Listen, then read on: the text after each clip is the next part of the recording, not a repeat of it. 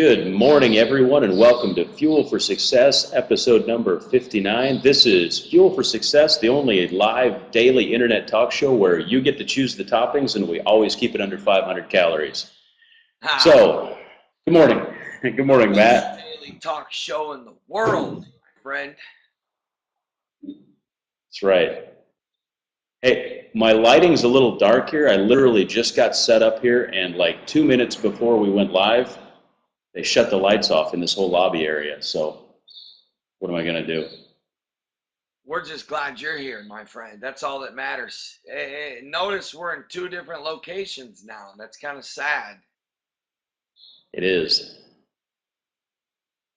I'm sad. Not sad? I am sad. Okay. You didn't seem sad.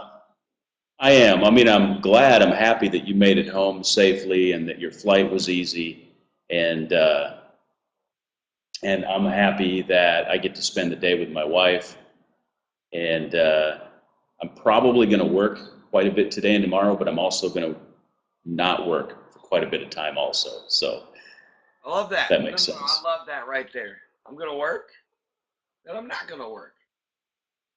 I like it. That's like I'm going to eat healthy, and I'm not going to eat healthy. You know what I mean? That's good. What a balance. I do know what you mean. Life is about balance. So if a guy, like, for example, lived a healthy... Right, keep sharing that because I can hear you. Okay. Emergency vehicles going by here. If a guy lives a healthy lifestyle and he's eating healthy and he's juicing and he's exercising daily, and then let's say he goes to, travels for 4 or 5 days, hypothetically to Los Angeles, and let's say, for example, they had amazing cheeseburgers in that place that he went. What would be like the practical limit of what would be over the top splurging and binging as opposed to just enjoying life and balancing at something like, let's say, In-N-Out Burger? Where would that break off be? You know, Mike, that's a good question, my friend. The thing I love about you and I is here we're in Los Angeles for 4 days. We drank wheatgrass, we juiced, we took walks, we maintained our health. I'm very proud of us for that. You know, did we have a cheeseburger is the question. Is that what you're asking? No, I'm asking like how many would be too many? I mean, how many like... More than one a day is probably too many.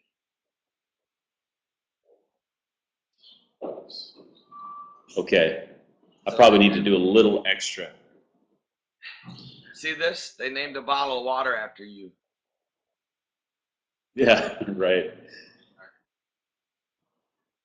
What's amazing and thinking of juicing and eating In-N-Out burgers, animal style, and all of that, and it's, of course, it's 8 o'clock in the morning here in Los Angeles, and I'm kind of sitting in an outside veranda area, and someone very close to me right now is frying bacon. Ooh.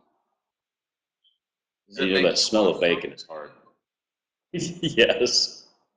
Well, let me say Yes. first, let me say three things. Number one, it's good to see Sarah on this show, who was at our Mission25 here in Los Angeles, or back in Los Angeles. She was a big help by bringing all the bananas. She lives in the LA area. She was a big help by helping with, the homeless. So big shout out. Pacey's asked a little bit about Mission25, and we might share some of the things that happened.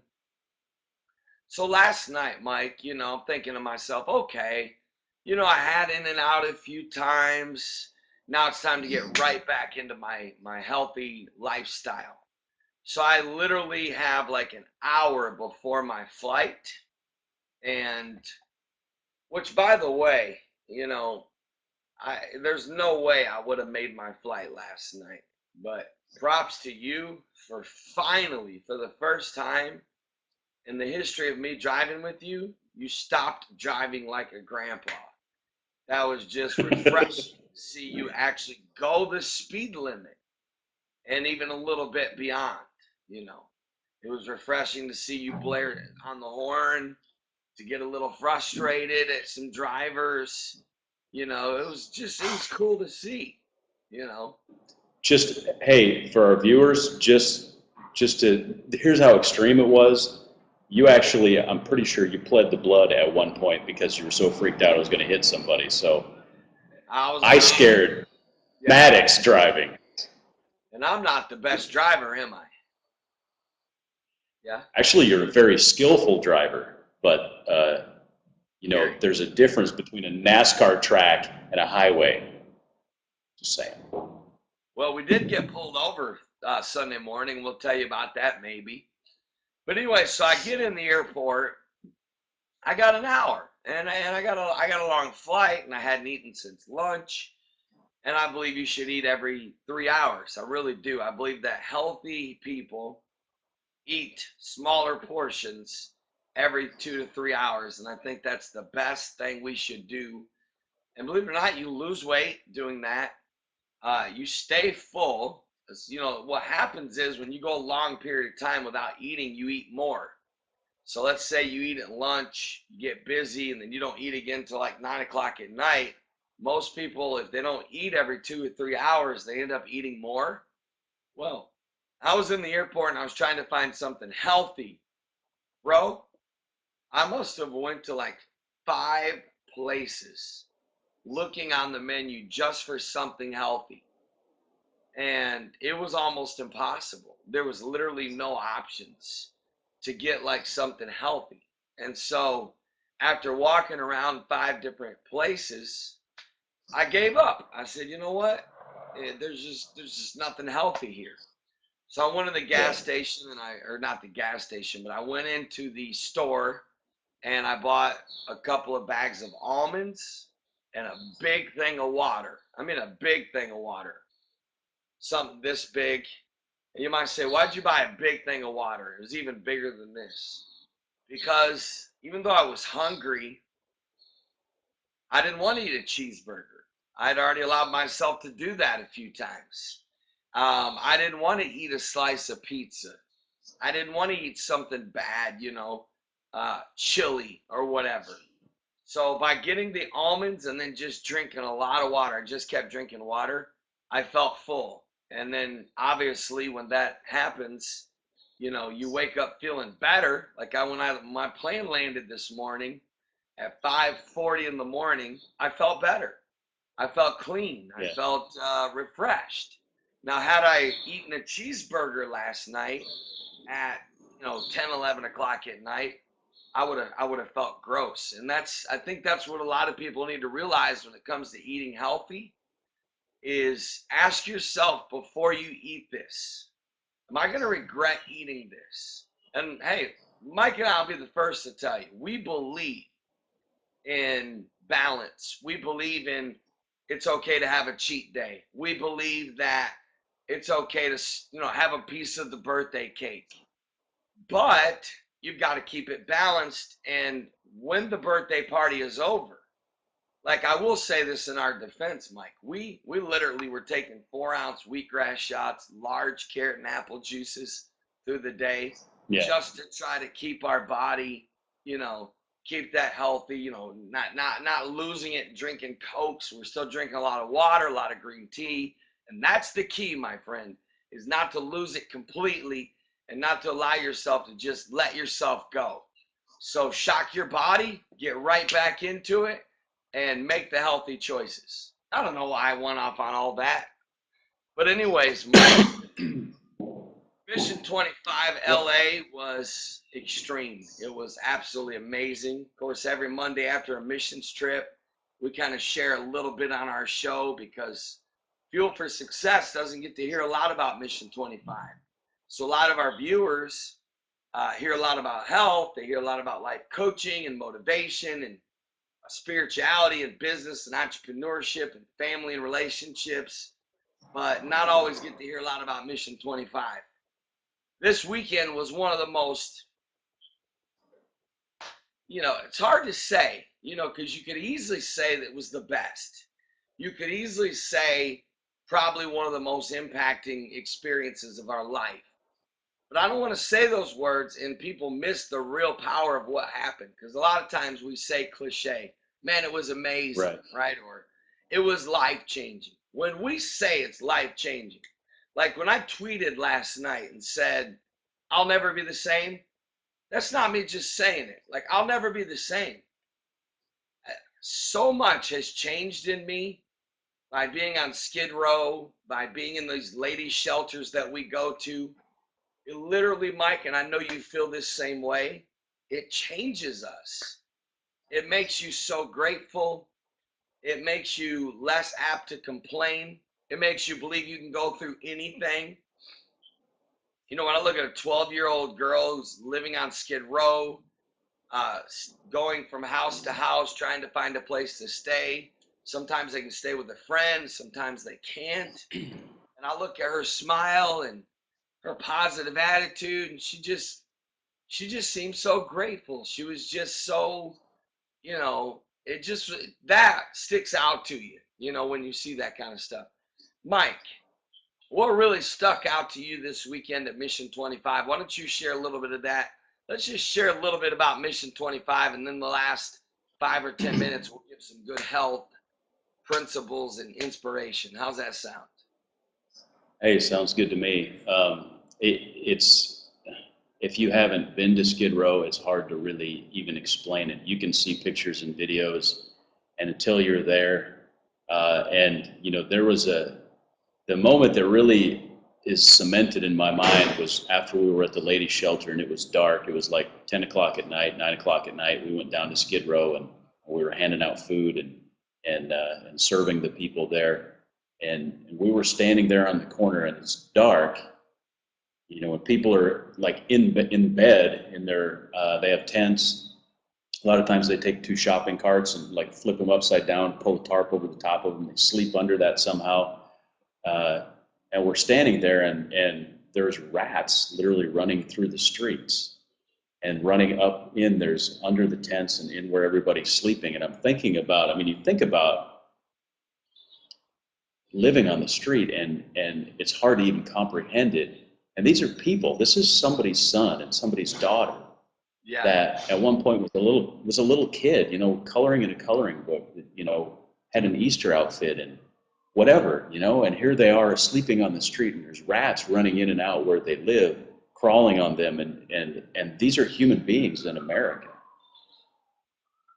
If that doesn't impact you, and yet here's the thing, that 12-year-old girl, Sierra, when we were taking her to the hotel, her and her family, and I asked her, I said, what's the most challenging thing about living, about being homeless, about being on the street? And she said, she didn't really have an answer. Didn't really have an answer necessarily. She just sort of looked at me, and I said, well, okay, let me go a different way then. Can you hear me okay? It's apparently a 5-alarm fire near here. Yeah, we hear a lot of sirens, but that's okay, my friend. It's part of it, Yeah, and so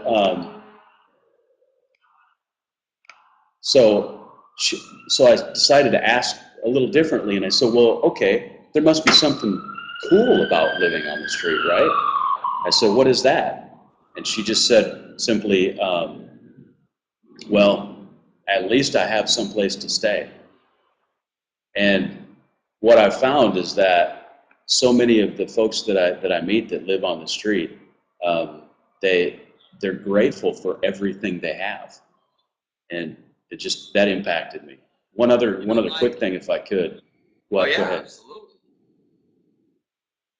A little bit change of topic, but that what always impacts me in the missions is the conversations I have with people and the things they tell me that opened my eyes and my understanding to things I didn't understand before. There was a little girl, and I shared this on Saturday night. There was a little girl at the ladies' shelter, and she was the cutest little thing. I don't know if she was 4 or 5 years old, and I was talking to her, and she wanted me to go see her room. And I said, well, are you going to bed soon? And she said, yeah. And I said, well, are you going to watch TV before you go to bed, or what do you do? And she said, yeah, sometimes before we go to bed, we watch TV. Sometimes we read. and sometimes we cry. And I'm like, and so I just hugged her and I prayed over her and I said, God, don't let her cry before she goes to bed. I said, why do you cry, baby? And she said, well, sometimes we just don't have what we need to go to school and those sort of things. And I think she was actually grateful for the backpack that we'd given her. So that's kind of what she was referencing. But just that, you know, sometimes we cry before we go to bed. And she wasn't feeling sorry for herself. It wasn't a pity thing. She was just matter of fact. Yeah, sometimes we cry before bed. Yeah. And bro, that's the part about Mission 25 that becomes so life-changing is when you see it. Hey, Mike, it's one thing to see it on Good Morning America. It's one thing to hear about it. It's one thing to Google Skid Row and see pictures. It's one thing to hear about kids that live in a woman's shelter. Mike, these kids had nothing, bro. Yeah. They literally had nothing. They live in a little, like, it's almost like a cellar, almost like a jail cell, really, with their mom. Many of them are escaping abuse, violence. Many of them were homeless. Many of them have gone through rape, molestation. These kids, man, they have nothing. You can give them the simplest thing, and it's almost like giving one of our kids a pass to Disney World or whatever, you Yeah. know. And me, Mike, I could literally go to a shelter every single day and minister to, you know, these kids and these ladies. What stuck out to me, and there's many things, one of them being that, you know, Mike, we stayed up till like 2 in the morning making chocolate covered strawberries. Now, this Yeah. is not like the normal conference. You know, the normal conference, we sing, we preach to each other, we all go out to a nice restaurant, Cheesecake Factory, PF Chang's, you know, Applebee's, whatever. None of our people went out to eat. Like, I preached, we prayed, then we sat in a circle and we brainstormed about what to do. And then we like got to work assembling bags of blessings. We made over 400 chocolate covered strawberries. So by the time we were done making them and wrapping them, and we put 4 of them per bag and tied, it was real nice, real good, you know, classy look. Right. Then we had to be down back in the conference room at 7:30. So no matter what, no matter how you slice it and dice it, you're looking at maybe 4 hours of sleep. So then we all meet there at 7:30, and then by 9 a.m., Mike, we're literally on Skid Row. We're on Skid Row. We're giving away 600 cups of coffee to the homeless. And what was amazing, Mike, is right after Skid Row, after like 2.5 hours of serving, um, we took 25 homeless people to In and Out for lunch. Now that was so impacting, and I'm going to come back to this, and I know you're going to share some things about In and Out as well. Oh, by the way, Pacey, absolutely, the cards made it in all the gift bags. Yes. So your work, your service was a blessing. So they got them. So good news for that. And thank you for sending those. Mike, so then we go to In and Out. We hang with the homeless. 3 of them receive the Holy Ghost at In and Out. And then everybody's like off we had groups take homeless people out shopping for clothes. Right. We had groups take homeless people out and bought them literally because they live on Skid Row. Some of them need a tent, they needed blankets. So a couple of our volunteers literally built a home on the streets. They bought pillows, blankets, clothes, a tent, everything that they would Right. need to be more comfortable while you're on the streets. You know what I'm saying? Like you said. I mean, bro, when I saw the rats, I mean, I'm a grown man. I can imagine, Mike, we saw ladies living on the streets, kids Right. literally sleeping on sidewalks. Some of them with no blankets. Some of them literally with no blankets, no pillows. I saw some with just covered up with a sweatshirt. as much as they could, curled up in a ball with a sweatshirt, laying down on the street with no pillow. You know, this is America, my friend. This is America. And, you know, these are people. So anytime you may see us tweet or Facebook nation, this is why. We're down there, we're seeing moms with no blankets, no pillows. You know, we're seeing kids that literally have holes in their shoes. You know, we're seeing this kind of stuff. And anyways, Mike, so then after that, you know, we found the family. Everybody was out serving, and then we had to be back at the women's shelter at 5 o'clock. We go to the women's shelter literally for 2.5 hours, almost 3 hours. And that's not just like, that's serving. That's like talking to them, playing with the kids, talking to the moms. It's like it's not 2.5 hours of just standing around. It's like engagement. It's like connecting, right? And we had some leftover chocolate covered strawberries and food. And now, Mike, it's like 8 o'clock. Most of the people on that mission trip still hadn't eaten. They might have had something in and out if they were lucky. So you got to understand, now we're over 12 hours into our serving. You hear me? And I gathered everyone together and I said, come here real quick. I said, guys, now listen, I'm going to be honest with you.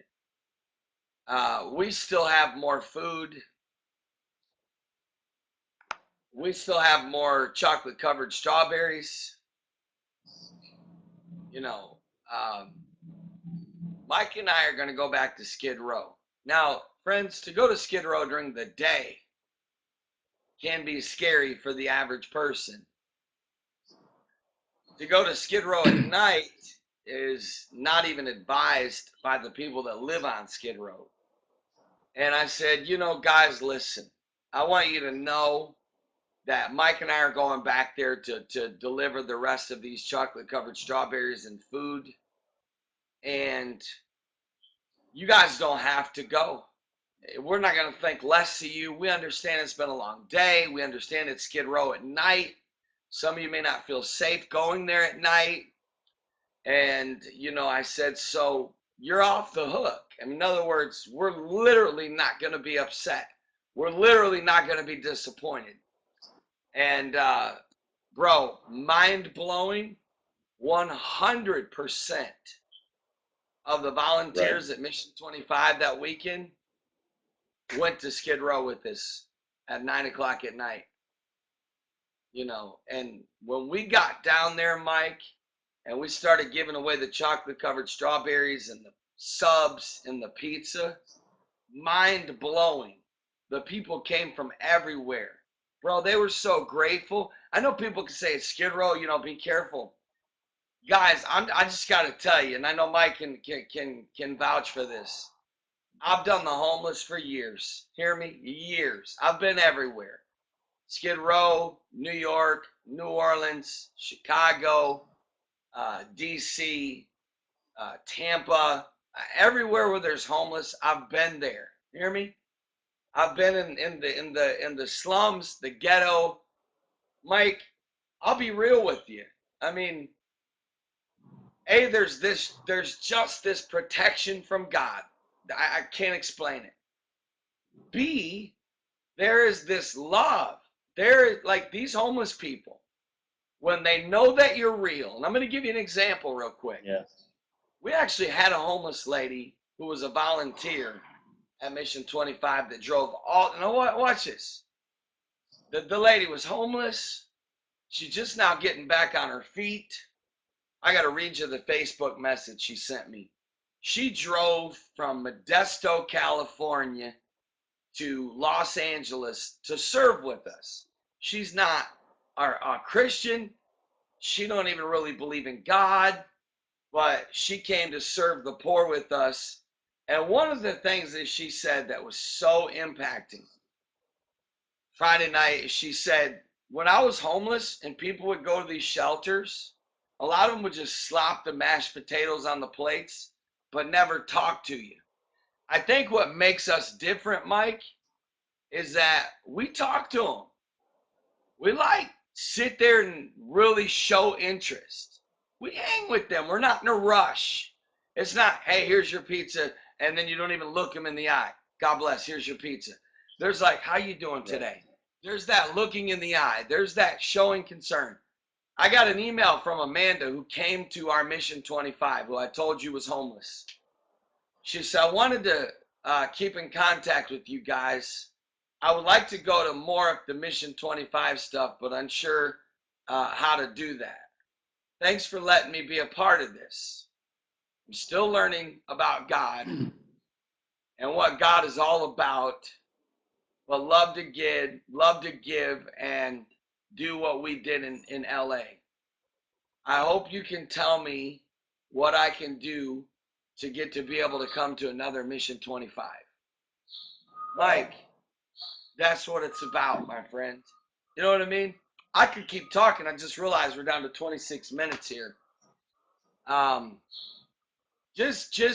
mean, I can't even explain it. You know, it gets a hold of you, man. It really does. You ask anybody that attended Mission 25 this weekend, their words are, it's life-changing.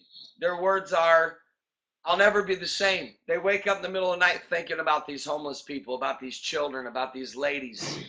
It gets a hold of you. It's got a hold of me. Mike, spend the last few minutes just sharing some more Mission 25 highlights from Los Angeles, my friend. Sure. Something that Carol mentioned, giving her dessert away, and I assure you she's not bragging about that, but it's when you get into this lifestyle of giving and serving, it's like there's such a joy to give that she's mentioning it, and I'm glad that she did, because I'll tell you what happened was, you know what, there's so much need. There's so much need. It just feels like you could do so much, and there's so much left. But so we went down. We took everything we had down to Skid Row on Saturday night, and we gave it all away, and everything was gone. I mean, literally everything was gone, and people were still coming up to us like, man, do you have anything to eat? Do you have a water? Do you have anything? And remember, Don, he needed a blanket. He said, I don't have a blanket. I need to sleep on the street tonight. The mission's out of blankets. Do you guys have blankets? And we went, Matt and I walked down the street. We're looking for somewhere to buy one, and we're asking people on the street if they had an extra one to sell. I mean, just anything to try to get one. And Amanda and Carol and some others were, they're looking through their car and looking through their vehicles to find anything. And Amanda came up with a couple of blankets that she had, and actually some food. And Carol had a dessert that she'd been given when we went to pick up pizza, gave that away. And people were literally giving everything they had. And that impacted me, just to see that, it's not just, the stuff we brought for the homeless. Like, whatever I have, if my jacket will help you, I will give it to you. And we had people doing that. We had people giving their clothes, their shoes. People giving literally. I saw one of our volunteers, and I said, how come you're not eating? And she said, because I'm taking all my money, and I want to be able to give more to people in need. That's how much it gets a hold of you, Mike. Pacey asked, was it intimate with a smaller group of volunteers? You know what, Pacey, it was.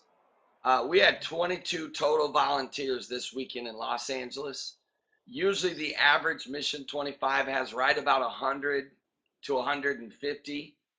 And, at first Mike and I were perplexed, but there was a peace that came over us that this was part of God's plan, that we actually started praying that God would actually block people from coming to Mission 25 whose heart is not in the right place, because we just can't have the professionals. It'll kill what we're doing. The only people that can truly survive a Mission 25 are people whose heart are in it for the right reason, and who are genuine, and who really care, and because these people, they read right through us. So it's come to the place now where Mike and I, as hard as we work to try to encourage people to come, we've really just completely yielded that part to God. and said, okay, God, whoever you want at our missions trip is who's going to be there. For example, we have people that live in Los Angeles that were probably 15 minutes that never came once to serve with us. But you got a homeless girl that drove all the way from Modesto, California, like 6.5 hours, who don't even believe in God, to come serve with us. So, you know, it was extremely intimate and impacting. We did it. You know, Pacey, I wish you could have seen. Um, we did it. You know, I'll give you an example, and I can weep. When we got to Skid Row, we were short on volunteers. I mean, we only had 22 people to facilitate thousands of homeless people. Right. You know what? About 4 of the homeless people started working with us. They were unbelievable. It was almost like they were angels. They were that unbelievable. They just showed up. Steve, you remember Steve? He was the Steven, first yeah. one. He just started pulling stuff out of the truck, helping set up. He worked with us the entire 2.5 hours, and the guy was homeless. And you know, so Pacey, we're gonna have another broadcast later next week or probably over the weekend, um, sharing more because there's so much more. I mean, we can't cover in 30 minutes. There's so much more that took place this weekend. The miracle of how we went to Los Angeles and pulled off a mission trip with 22 people, and the finances of that is absolutely miraculous. Mike can tell you. We're still just amazed at how we did all that. And a lot of you are a big reason. A lot of you that donated, a lot of you that gave, a lot of you that, you know, like Pacey made cards, some people sent gift bags. I mean, the story goes on and on. But, you know, I will never forget those 22 people. Mike and I both, you know, we were in tears sitting in the room talking to each other, and we were like, you know what, Mike, I'll never forget these people. These Right. 22 people literally made history in our mind, you know, because, you know, I don't know, Mike, what are your thoughts on that?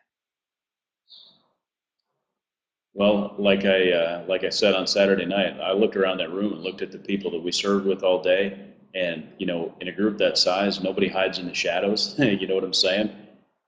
And nobody tried to. Everybody was completely unified and really aggressively serving. And I told the group, I said, I would happily storm the gates of hell with this group. I would Ready to take go. these 22 people and pull off any mission in the world. Yeah.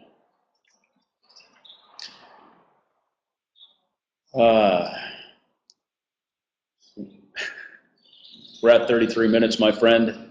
Yep. We're it was over. You owe me some amazing. push-ups. My friends, I'm not going to be on Fuel for Success over the next couple of days. We're going to have some guests. Mike is going to be doing Fuel for Success with some of our guests. Push it out there and let's get this show going. I love you guys. I appreciate you. Keep us in your prayers. And Mike, hey, you guys do a little bit of work, but do a little bit of play. You guys deserve it. You and Carol worked hard this weekend, and make sure you get out. Are you going to have one more in and out before you leave, or are you done? Jury's out on that one. I'm not sure yet. Probably not. You know, if I was there, you'd be having at least one more. I know that. I know that, Mr. In and Out peer pressure guy. Pacey says go to the beach. We'll definitely do something fun. All right. Hey, love you, Matt. We'll see you soon. Love